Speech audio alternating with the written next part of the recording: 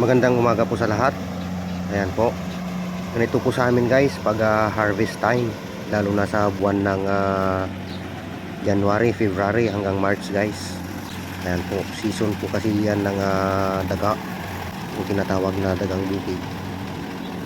Yung dagang bukid po kasi guys, malaki yung kaibahan sa daga ng city or daga ng kung saan nakatira yung mga tao. Kasi po yung daga sa bayan o daga sa mga barangay guys, ayan, yan yung maruming daga kasi kung ano-ano lang kinakain at kung saan-saan pumupunta sa mga estiro, sa kanar, yan. Hindi po yan na nakain guys. Pero yung dagang bukid guys, diyan na lang talaga yan sila sa bukid. Hindi na pumupunta sa mga bayan, sa mga lugar ng mga tao guys. Ayan, sa bukid na lang yan talaga. Hindi sila nagmamigrate guys. Yan na sila nabubuhay sa palayan. Kung dyan yung community ng mga daga, dyan na lang talaga yan. Hindi sila dumadayo kung saan saan na. Kaya malinis po ang dagang bukid. Kaya na kinakain ng mga farmer guys. Ayan, kaya kung harvest, normal na lang po na eksena yung mga ganito guys. Yung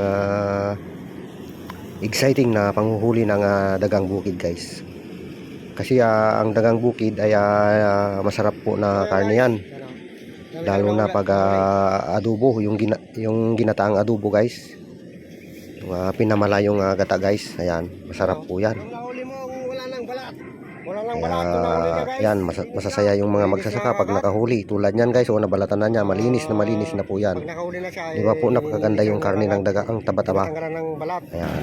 Kasi ang daga naman guys, pag tiningnan lang parang nakakadiri, pero actually pag napanitan na yan o nabalatan na malinis na po yan. Kasi po sinabi kong malinis kasi yung kinakain nila yan guys, yung mga dagang bukid ay mga palay, mga prutas. Gaya yan, may mga palm dyan, yung mga bunga ng palm. Ayan, palm oil. Ayan, kinakain nila yan pag walang mga palay guys. Yung mga saging, ganyan, pag hindi pa season ng pagtanim ng palay, yan kinakain nila. Di ba po napakasaya pag ganito guys, na nakikita mo yung farmer masaya na nanghuli ng kanilang libreng pagkain. Ayan po. Di ba po? Napakagandang panuurin. Yan, masaya sila na nanguhuli ng kanilang libreng makakain. Ayan po.